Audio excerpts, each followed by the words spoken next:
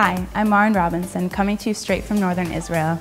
We know you can't come to us today, so we're bringing Israel to you. Welcome to our show, Online Mitzvah Marketplace, Shop Israeli Goods. Here we'll be showcasing the interesting and unique Galilean artisans and their products and making them available to you, both online and by phone.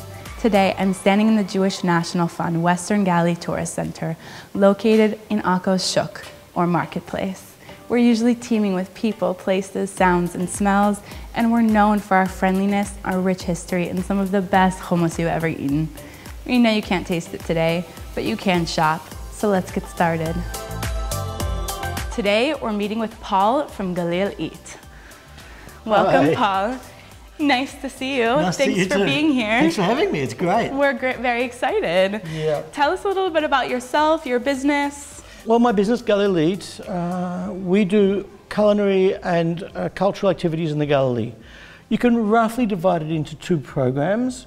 One is a cooking workshop or home hospitality program where a group will come. We will take them into the home of one of our host families in the Galilee. In fact, close to the Western Galilee, we have in Yarka, which is about 10 kilometres from here. Okay. And they'll go into the host family, they'll hear about the local Druze culture, and then they'll go into the kitchen and learn how to cook the local food. And then, of course, have a great meal afterwards. Of course.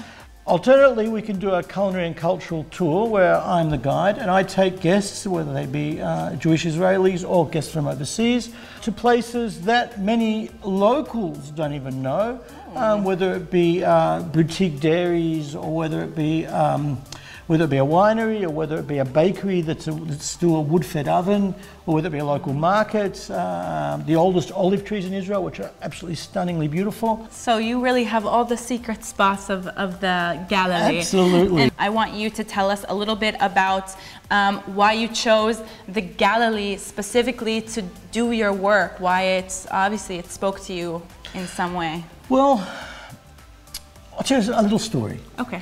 About 10 years ago, I did a cooking workshop in Umbria. I'm a chef, by the way. You can come over and cook for me if you'd like. With pleasure. You invite me, I'll come. About 10 years ago, I did a cooking workshop in Umbria in Italy, and my friends who were with me at the time said, Paul, why don't you take people into your home? I said, oh, not very interesting. The cooking I know is standard Western cooking. I was trained classically.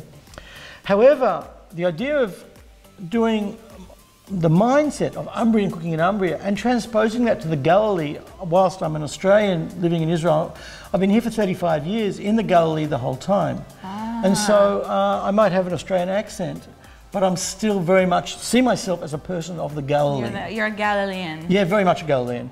And so the idea of taking people and showing off the Galilean culture and the Galilean food, I think is a great idea. So that's why I do it in the Galilee. We've taken, what we did is we took all our hosts that I work with 8 women that work with me, and we have their life stories, their recipes. In fact, not just their recipes, but many of the recipes are repeated 2 or 3 times, because the way you cook, I understand you don't cook, but the way that you cook and the way that I cook might be different, and so therefore the same recipe, if we put it in 2 different ways, then you have an alternative of which way you prefer. So you're right, each person makes things that are so different, and so that's very interesting and just very special that you've added in multiple versions for the same recipe. I think that's absolutely wonderful, and you can find exactly which recipe speaks to you. You see here you've got all our hosts, you've got recipes and photographs and life stories of all our hosts and their individual recipes, and so you'll have 3 pages in a row of tabbouleh salad. Everyone thinks, well, tabbouleh salad is a bit of bulgur wheat, a bit of tomatoes, a bit of parsley, but it's actually not. Everyone has their own different recipe and their own proportion of greens to vegetables to bulgur wheat. And so you've got different versions of this very basic salad. And some people like it this way and some people like it the other way. And each one is obviously connected to whoever's making it, their culture. So I'm sure those little tweaks in each recipe are very much related to the culture of each host family. Well, very, very much. It's very much. You can't separate, of course, multicultural and food, it all goes together. There are so many different cultures in the Galilee also, which is why I think it makes us such a unique and special place, because the Galilee is so open. It's also so unbelievably beautiful, but there are so many villages and cities and towns and kibbutzes, and each one has such a different history and story, but I think they all blend together so beautifully to make the Galilee. Yeah, I mean, in the Galilee, one of the great things is we have this diverse culture that, you know, you've got on a moshav in the north, you have a Kurdish Jew who does amazing food, and then we have kibbutz food, and then we have great wineries, and then we have the Arabic-speaking population have a totally different cuisine, and it all sits together in this relatively small area. Mm-hmm. You know, people don't realize how tiny Israel is. And so, yeah, that's one of the great advantages of living in the Galilee, is this multiculturalism. And it's not just multiculturalism, it's this feeling that we're all in the Galilee together. It doesn't really matter what your background is. Are you going to have me make something here? Because I am so not good in the kitchen. Look, let's do a mini workshop. Okay, usually I'll get my hosts to show you how to do it, but I couldn't bring one of my hosts today. And so I'm going to show you, and then you're going to do it. Okay, first of all, before we get started in this workshop that I hopefully pass, what is this? I have never seen this before. Oh, it's obvious, isn't it? It's a zucchini core. Oh, a zucchini core. I should have known that. Yeah, everyone knows that. No, but you can actually buy these also via the website, by the way. I've got a whole bunch of them here, and you can actually buy them. So perfect to grab with your cookbook, a nice little set so you're all ready to go to start making all the wonderful recipes that you have there. So let's show you how to use it. Please. You take a zucchini. By the way, you should always get the smallest zucchinis you can find, not those giant monsters you get in America, but you try to get a small zucchini, the smaller you can. If you can't get the light green ones, the dark green ones are okay, but as small as you can. Then you hold it like this. Then you just make a small mark like that. Once you've made the mark, which is almost like your entrance, oh, okay. With a twisting action, and then you continue to pull out twisting. That center. Exactly. What you're making, you're going to be using this as a shell.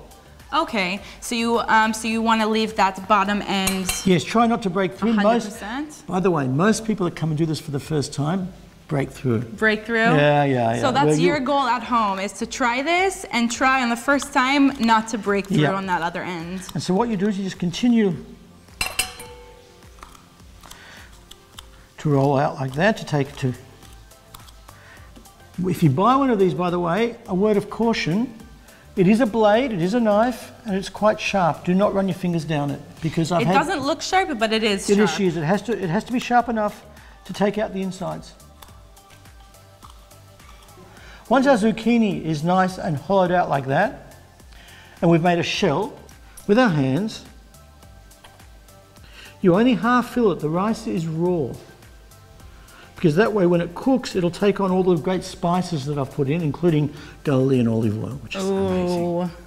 Okay, you only half fill it up to the point of about the middle joint of your pinky. Okay. Okay. You clean the outside, and that's ready to cook. Okay. Now I'm going to show you something else. We'll just put this here for the moment. This and this, these are grape leaves. Beautiful.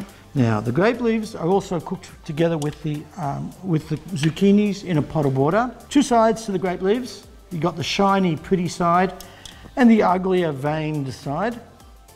Always veined side up, and that way when you roll, the pretty side, the shiny side on the outside, is. Hey, with your hands. Not oh, you're right. Oh, yeah. Okay, Mum.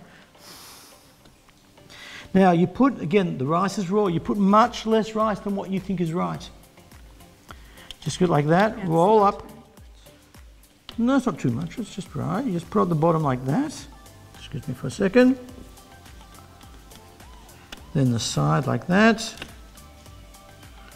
Second side like that. And then you roll it up as tightly as you can. And that way when it cooks, It doesn't open. It doesn't open up, exactly. So you're all up nice and tightly. And what you have here is a beautiful rolled grape leaf.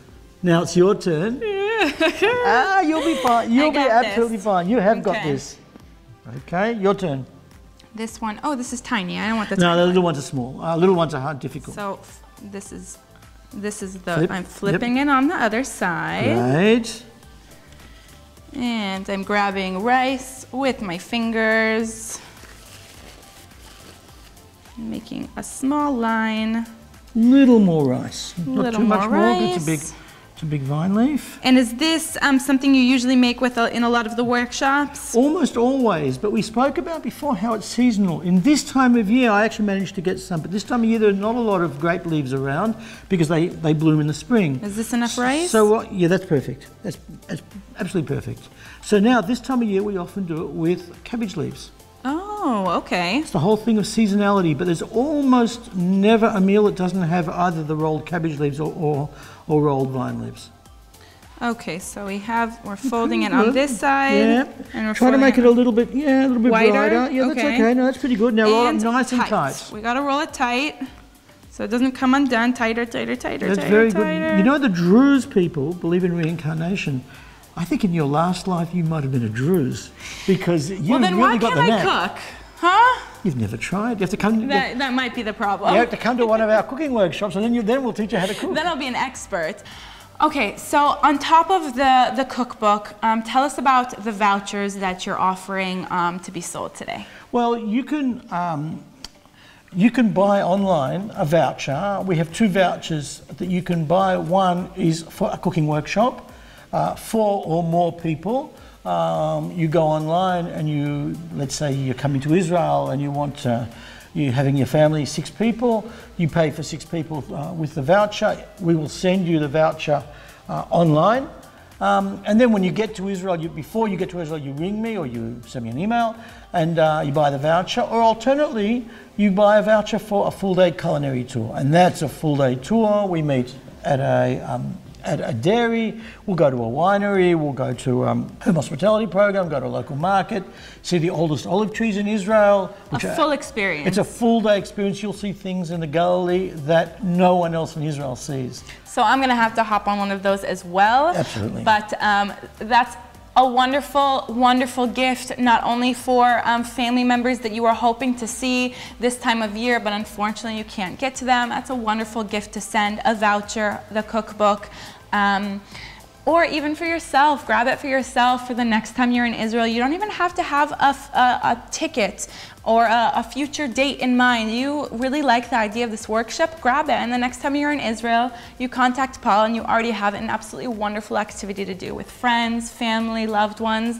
anything you'd like. Please head over now, order now to www.jnf.org/shopping or 1-800-542-8733. You can order online or by phone. You have the cookbook, you have a voucher for a full day cooking tour, and you also have a workshop for cooking with multiple hosts in the Galilee, as well as these wonderful instruments that you can use for zucchini and maybe a couple other things as well. But all of those, jump on, grab it. It's a wonderful gift, a wonderful treat for yourself. We're just so happy that you came and we did this together. Thank you very much.